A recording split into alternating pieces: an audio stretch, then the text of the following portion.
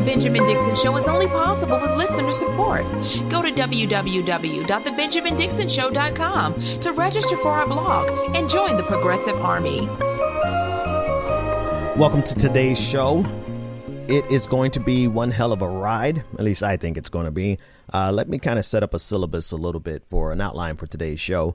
Not in any particular order, but I have to discuss Kamala Harris dropping out and the cop narrative, which won't be applied to Amy Klobuchar, even though she is similarly a cop that poses the same threat in the primaries, has the same support, if not more, from the establishment. And if you control for all of the variables, you will see that race did play a part in this.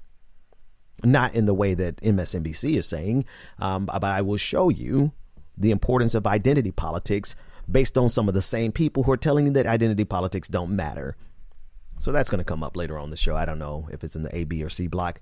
The second thing I want to discuss is Tulsi Gabbard, Bernie Sanders supporters still amplifying her as if they are running on the same ticket when they are not. They're running against each other.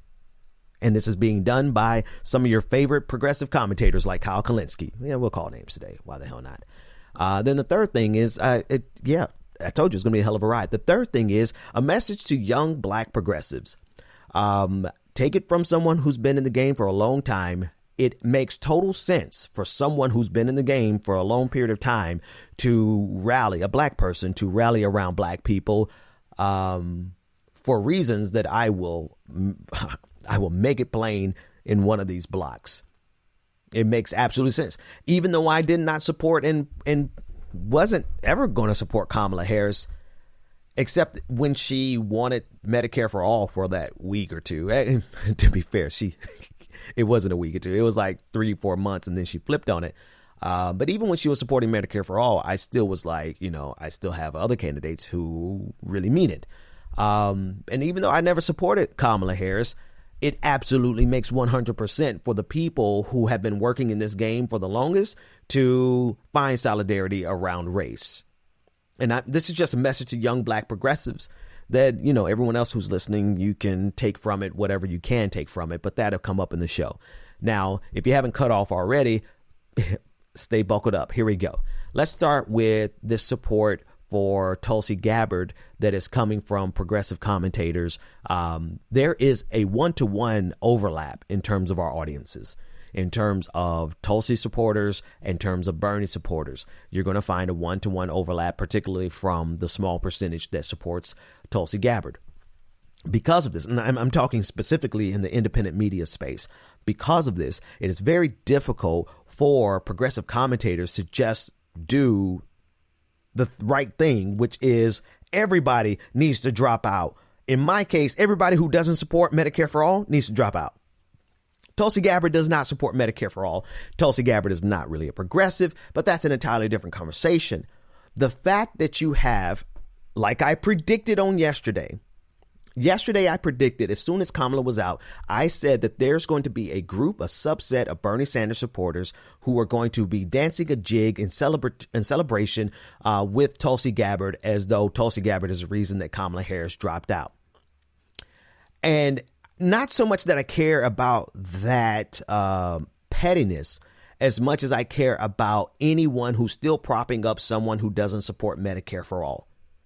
Tulsi Gabbard does not support Medicare for all. She's more along the lines of Pete Buttigieg, Medicare for those who want it. And very directly, for those of you who have completely come out in support of Bernie Sanders, you do realize that in the early states, particularly New Hampshire, Tulsi Gabbard is polling at 5 points. Pete Buttigieg is at 20 points. He's number one. Sanders is in second. Sanders is in second at 17 points. In New Hampshire, if Tulsi Gabbard is in this race in New Hampshire, she's poised to be the sandbag in a critical first state. One of the first states. So it is completely and grossly irresponsible for anyone who is supporting Medicare for all, like me, or anyone who's outright endorsed and supporting Bernie Sanders, to be propping up the person who has the most overlap with audiences and support that is poised to be the sandbagger of Bernie Sanders. let me make a hard pivot. The reason Kamala had to drop out is because the establishment ditched her, right? The establishment liked her for about a week early on, and then they ditched her and they went with Pete. And then now they're going with Pete or Biden.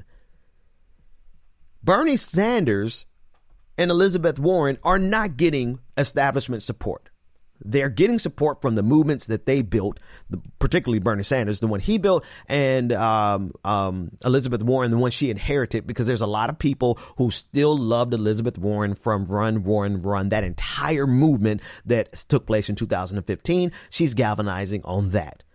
In other words, they are taking the support from outside of the establishment to sustain their campaigns. Kamala Harris neither had the support of the establishment, not anymore, not for the longest, not since like the second debate, nor does she have an outside movement.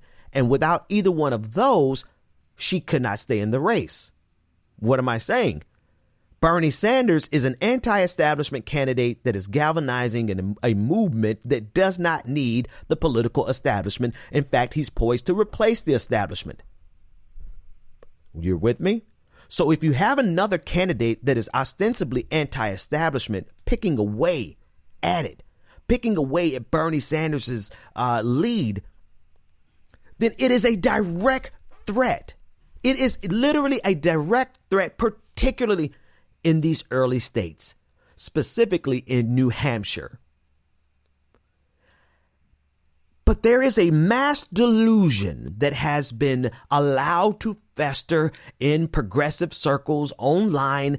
And when I say online, I do mean Twitter specifically.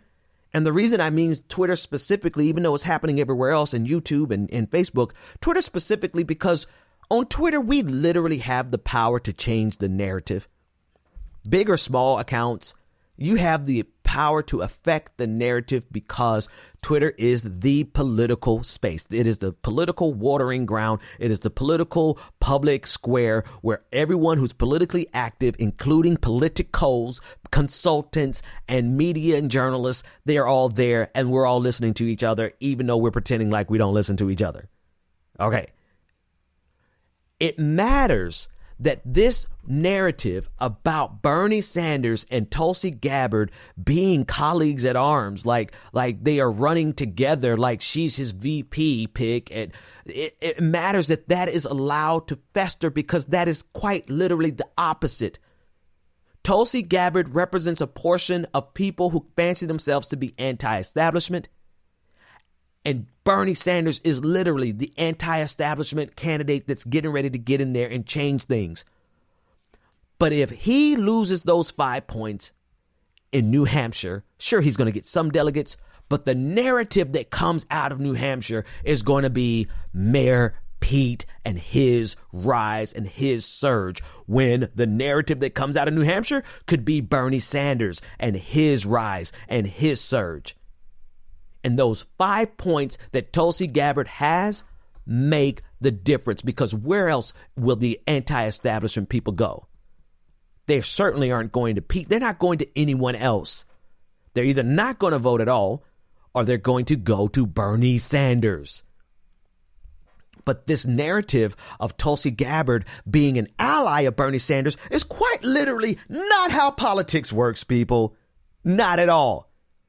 And any progressive commentator, including Kyle Kulinski, Jimmy Dore, but I can't really include Jimmy Dore because he's just outright supporting Tulsi Gabbard, right? But he may be trying to peddle this lie too, that Tulsi Gabbard is the best ally that Bernie Sanders could have.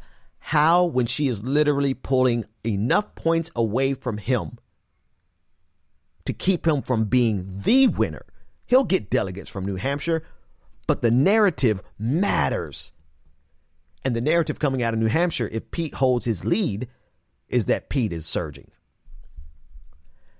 The reason people do this, and I'll keep it short because I got so much to cover. The reason political commentators, particularly independent commentators from Crystal Ball, because she's doing this too. I don't know who she supports, but she's doing it. She did it all day. Crystal Ball from thehill.com. She's got a big show on there, right? From that show all the way down to Kyle Kalinske and Jimmy Dore. The reason they do this is because Tulsi Gabbard gives you the appearance as though you are really anti-establishment. Like you keep it real because you support this outsider or you never attack this outsider. And that, my friends, is a commodity.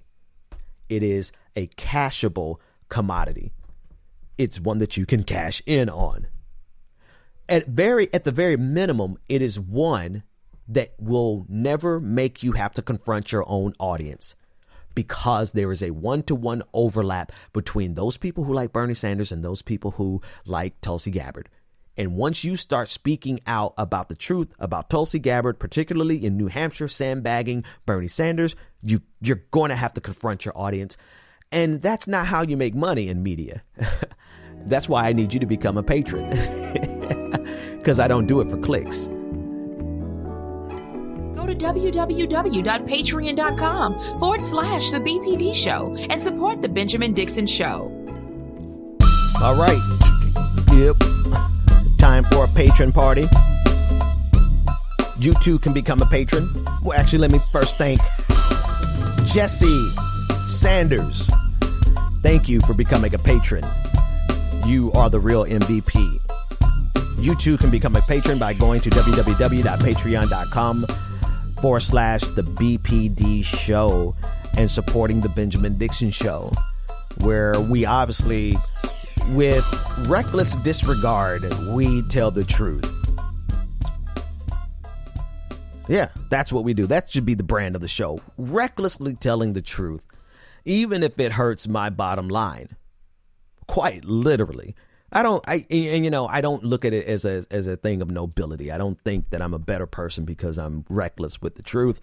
It's just a bad effing habit. I really wish sometimes I could just kind of do the dance and tell you what you want to hear, but that's not why I got into this. And it's a bad habit. I could be so much more successful if I just told you what you wanted to hear.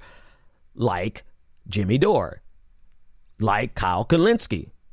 Yeah, I got to call Kyle out more because I've really just been super duper quiet about his real problem with identity politics, to the point where I played this clip and people are like, oh, he was being sarcastic. No, this is Kyle Kalinske. Listen to him as he discusses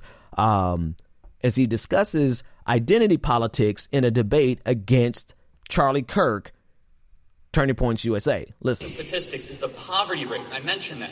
The black poverty rate is the lowest it has ever been. Poverty is a holistic measurement of income, of debt, of likelihood to graduate high school. The entire picture, it's the lowest it's ever been in recorded history in the black community. And that's something really to be said, Kyle. I don't play identity politics, so don't bring up black or Asian. Just tell me what the actual rate is. Look, these are numbers from the federal government, perfectly fair. So how about this? I don't do identity politics. Listen, me and Kyle were cool at one point, and I don't see him as an enemy by any measure. Matter of fact, early on, he was one of the very, very first people to reach out to me to help promote my show. But again, my job is not to be loyal to people. My job is to tell the truth because, well, I just got a bad habit of telling the truth. It is the height of stupid, to be quite honest with you, and naivete, intentional naivete in this case, to say that you don't do identity politics. When the Democratic Party is more dependent on the black vote than a YouTuber is dependent on clicks to pay their bills. The Democratic Party needs the black vote like a meth addict needs cocaine. I know that made absolutely no sense. But the Democratic Party cannot survive without the black vote showing up at 50% and then 90% of those who show up voting for the Democratic Party. Bernie Sanders will not win unless the black vote shows up overwhelmingly and outperforms because check this out. The white vote ain't going to Bernie Sanders. The white vote, 54% of white women voted for Donald Trump. You think they're going to change? You don't do identity politics, but you're so desperately in need of the black vote for any Democrat, including Bernie Sanders, to win. So this is why that analysis is so problematic. Now, how does this tie into Kamala Harris? It ties into Kamala Harris because the same people who are telling you that identity politics don't matter, they feared Kamala Harris precisely because of her race. One of the number one narratives that was pervasive in this campaign with Kamala Harris was to make sure people never thought she was black enough. And then those who thought she might be black enough, make sure they knew that she was a cop. Period. And you say, oh, well, Ben, there are plenty of black people who pushed that. Yeah, I was one of them. Well, I mean, I didn't really push it. I just made a couple of jokes. I cannot resist the chance to like just kind of slam dunk on somebody. But that conversation about black progressives, that's coming in the C segment. You just hold your seat.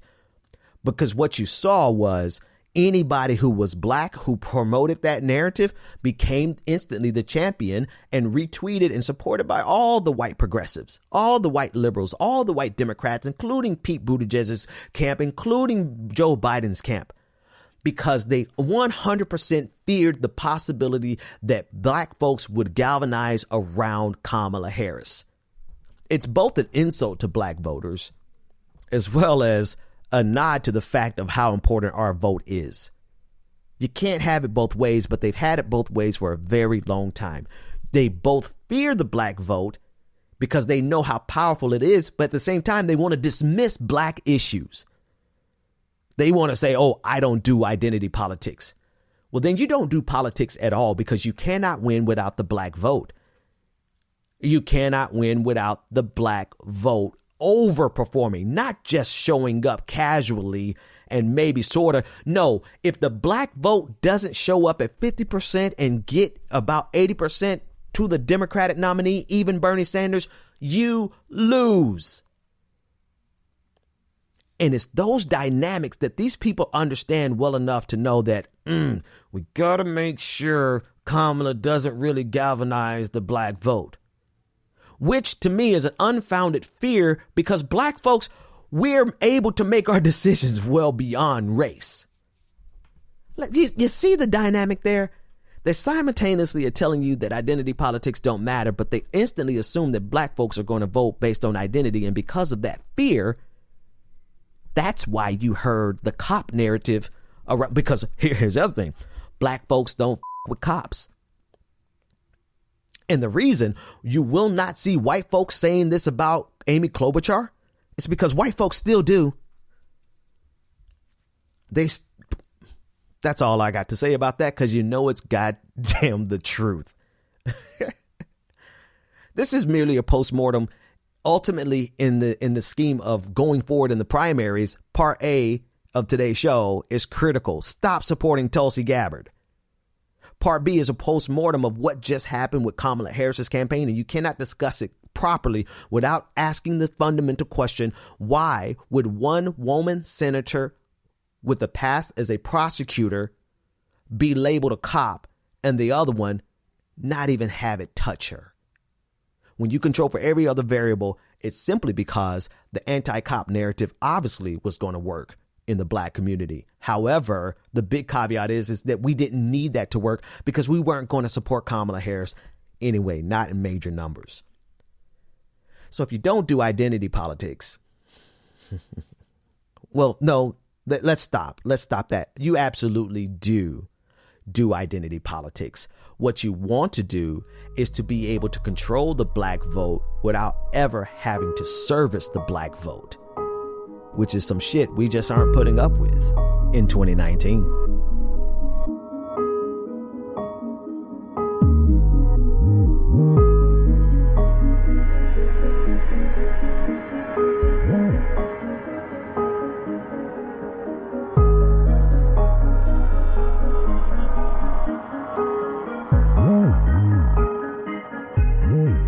I just have to start again by saying the black vote is the most critical vote to the Democratic Party because, one, not only are we pragmatic, But because we're pragmatic, we show up and we support the Democratic Party, even though we have not gotten, I'll use ADOS language, tangible benefit from them since 1964. But the black vote, being pragmatic, looks at the Republican Party and understands the Republican Party is literally the party of Jim Crow at this point. They are still the party of the Confederate flag waving South. They are the ones propping up white supremacy. They are the ones who are literally looking to do harm to anyone who's not white Christian men. And because of that pragmatism, we overperform. Because we understand the score. We understand what's happening in this country, even though your white cousins at Thanksgiving had no idea. And you had to spend time at Thanksgiving arguing with them over why Donald Trump is actually hurting them when they're working class. Black folks get it. And we overperform, and we overperform for the Democratic Party year in and year out. And I wanted to start there, because I want to talk to young black progressives. Nobody else. Everyone else can listen, but this is specifically for young black progressives, particularly of the revolutionary type and brand. At the end of the day, we are all we have. Let me say it like we would say it. We all we got. We are all we got. And I can make the case. Actually, I shouldn't make the case, especially when I make a statement like that. Let me make the case. Every single black person that I have come to know over the last 5 years of doing this, that is in media, that independent media or corporate media, mainstream media, those that work on campaigns, those that run for office, they all have had the same experience that I had, that you will eventually have if you haven't already. And I don't want to sound ageist in this. You probably have had this already, and I'm just confirming what you already know. But let's talk about it. The experience is that white folks have your back until it comes to issues that step on their toes. They will promote the hell out of you when you're talking about class solidarity. They'll promote the hell out of you when you're attacking Donald Trump. They'll promote the hell out of you when whatever you're saying is useful to them. And don't get me wrong, this is not just this is human nature, but because the American power structure is white Christian men, it really is salient when it comes to being black in this country, especially with a party that needs the black vote so much. Let me stay on point, though. The point is that we are all we got. And every single person that I have encountered on this journey of doing this media thing, from people who've worked in the White House to people who've worked on campaigns of our faves, including Elizabeth Warren, Bernie Sanders, hell, Pete Buttigieg's team. I mean, people in every walk, black people in every walk of America can tell you that at the end of the day, the same white folks who promote you will be the same white folks who tell you, like they told me, you're talking about race too much. A progressive media company told me that I was talking about race too much. And hell, that was long before I actually started talking about race for real. This is when like 1 out of 10. And it wasn't, they were cool when I talked about race when it came to Donald Trump. Oh, that's what they liked. But when I talked about race when it came to Colin Kaepernick and the NFL, well, hell, the entire goddamn company shut down. And that's just my one story that has been confirmed by I will not tell Anoa Chonga's business, but she'll tell you her own story about this exact experience. I won't tell you, I can't even call out other people's names because they're still working in the industry. And what has happened, the people who have been in this industry any amount of time, black people who have been in this industry any amount of time, most of them are extremely radical in their politics. But they have made a pragmatic decision not to be the sacrificial lamb for white politics, for white progressives, for white liberals, for white conservatives. They are in this simply to take care of themselves at this point. Because as much as we rally around solidarity and class solidarity, when the rubber meets the road, you're going to find out that you are surrounded by a lot of, not all of them, okay? I don't have to give this caveat, but I will. There's a handful of white allies that will go down with you, man. There's a handful. Like here in Noonan, when Nazis came here to Noonan, there was one particular member of DSA who was out in those streets fighting, literally fighting, got hogtied by the police, So there are going to be extremely quality, progressive white allies that you can count on. But those people with power, those people with media platforms, those people with PACs, those people with money, those people, as soon as you are no longer convenient to their narrative, they will flip on you fast as any conservative. I am telling you this from experience, and I'm sharing this with you because I admire you all these young black progressives who are, there's a whole new batch. There's a whole new batch in hell. I was the new batch in 2015. You guys are the new batch in 2019. And it only took one cycle for me to understand the reality of being black in politics in America, regardless of whether you are conservative, a liberal, or a progressive. It doesn't matter. Your blackness is going to be used, and they will amplify you, and they will lift you up. And here is a black person that says what we want to hear. And as soon as they no longer, it's the same thing for any group. But I'm not part of any other group. I'm black. It's the same thing for women. Women of any race, you're going to find that paradigm. It's the same thing for every single identity. But I'm not part of it, of many other identities. I'm black. I'm straight, I'm Christian. So I got a whole lot of privilege in my own. So the way I experience this paradigm is through my blackness. And people with power, regardless of their political identity, and this is the bad news, your political favorites operate the same way as everyone else that you don't like. And that's a general statement to everybody. These campaigns, these organizations, they are as malicious and vicious. When the rubber meets the road, they will cut you, they will burn you, they will sell you out as soon as you are no longer convenient to them. And if your issue doesn't neatly fit what they're working on, they will tell you that you're talking about race too much. So I just want to give you the heads up to all the young black progressives out there. I'm just giving you not a warning, but just out of my personal experience, your experience will not be different.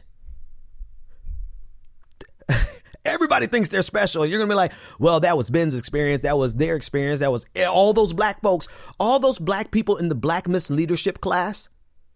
Don't you think for a second that Black Miss Leadership class has not done their own calculus and realized that these white people in power, the people with the money, the people with the platforms, the Black Miss Leadership class, the Democratic establishment blacks, those people who are going to vote for Joe Biden. Those people who supported Kamala Harris, those people who you can't understand why. You can't understand why they wouldn't attach themselves to the most quote unquote progressive platform. It's because they've been here and they've done that. And they know that when the rubber meets the road, they're going to tell you we don't need to do identity politics. So I'm telling you this, no, it's still being very, I'm fighting for issues. I'm fighting for Medicare for all. I'm trying to convince myself, but I'm fighting for Medicare for all. But I know that I'm surrounded by a bunch of white progressive men who don't do identity politics. So I just want you to know, young black progressive, the score before you have to learn the hard way. But if you are as stubborn and egotistical as I am, it's probably the case that you're going to have to learn the hard way. And that's fine. But I love you enough to tell you anyway. we all we got. The Benjamin Dixon Show is only possible with listener support. Go to www.patreon.com/The BPD Show and support The Benjamin Dixon Show. If you like this episode, be sure to share, like, and subscribe.